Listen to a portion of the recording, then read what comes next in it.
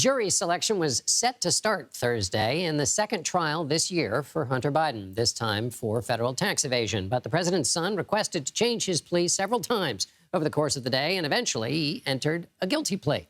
Hunter originally pleaded not guilty to 9 counts related to failing to pay and file his taxes between 2016 and 2019. This is Hunter Biden's second conviction.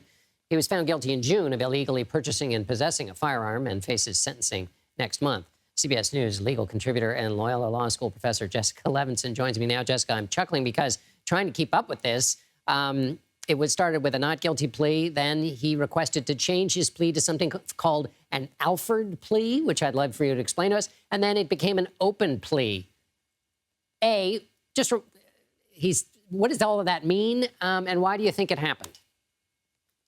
Well, all of that means that he had a shifting strategy at the very end. And when it comes to state courts, a lot of defendants plead, it's not called Alford in state court. It's usually named after a different case. Like in California, it's called People v. West. But what it means is basically no contest. And it has exactly the same implication as a guilty plea. But it allows the defendant to say, okay, I see you have a lot of evidence, but I'm not admitting guilt. But whatever happens after that, the sentence, it has exactly the same effect. So I was speaking to my friend who's a prosecutor earlier, and I said, in state court, have you ever seen a judge say, I'm not accepting a plea of no contest? Or in California, again, at People v. West. And he said, yeah, one time in 15 years. So what was happening was largely not actually, I think, legal. It was political. They wanted to give Hunter Biden some ability to save face. And ultimately, the prosecution just wasn't going for it, which is also, frankly, probably a little political.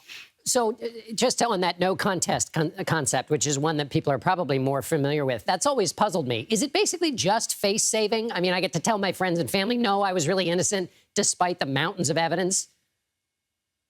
It really is largely just face saving. In terms of the consequence, again, there's generally very little difference. When it comes to an Alford plea, that's in federal court. They are more rare. It is named after a Supreme Court case. And when it comes to federal prosecutors, they are generally averse to that. They want what Special Counsel Weiss said today, which is, look, he did this, we have enough evidence, and we want to hear it in open court. But in terms of the legal consequence, it's largely about saying, well, I pled no contest, I didn't plead guilty. And so finally, on the legal consequence, what kind of punishment could the president's son be facing?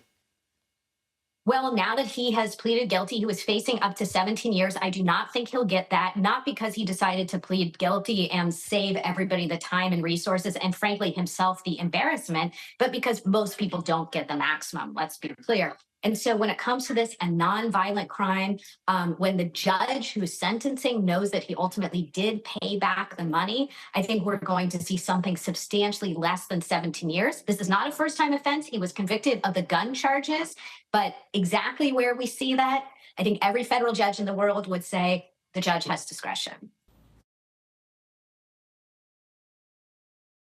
In the United States, the big headliner today is Hunter Biden, the son of President Joe Biden. He has pleaded guilty in a tax evasion case. There were 9 charges against him. He's pleaded guilty to all of them.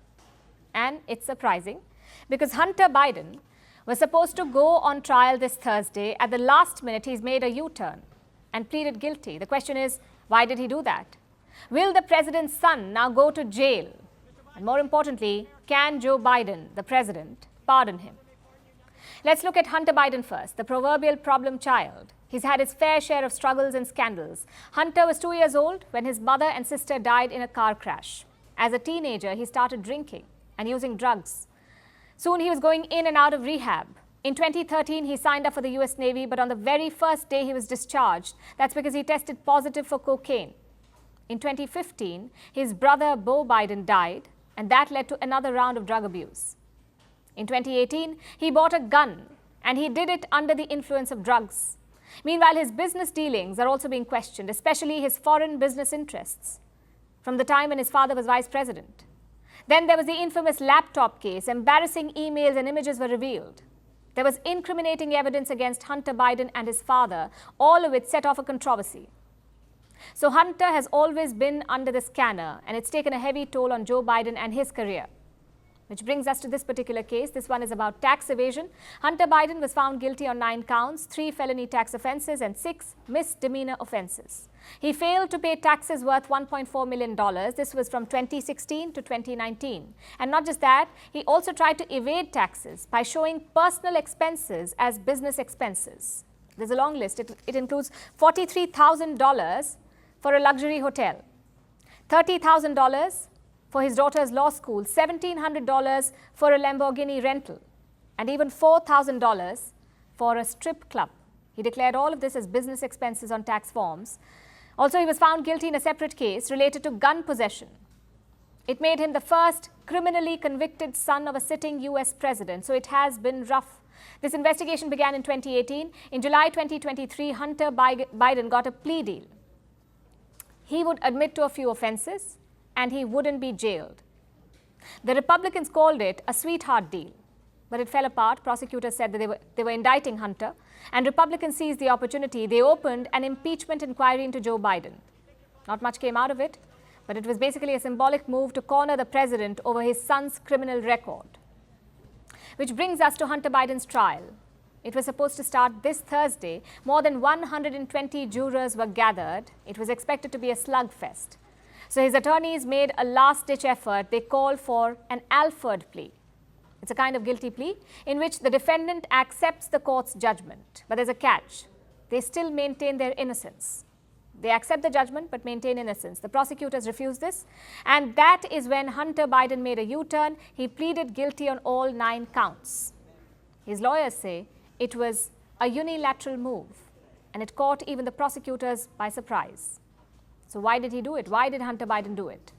Well, we have a statement here. It says, and I quote, "I will not subject my family to more pain, more invasions of privacy and needless embarrassment. For all I have put them through over the years, I can spare them this."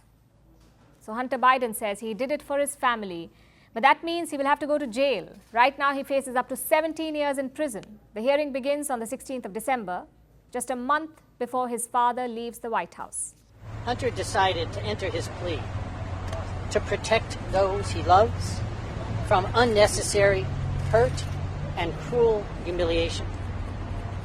This plea prevents that kind of show trial that would have not provided all the facts or served any real point in justice.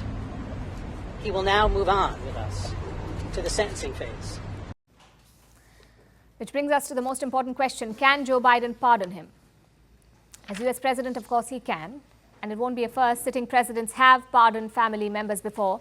However, Joe Biden has ruled it out. He says he will not pardon his son, which is the right thing to say in election season. Also, for the last 4 years, his administration has been under heavy scrutiny with investigations, mudslinging, impeachment attempts, and unflattering headlines. So perhaps he's hoping to be spared all of that in the last few months of his presidency.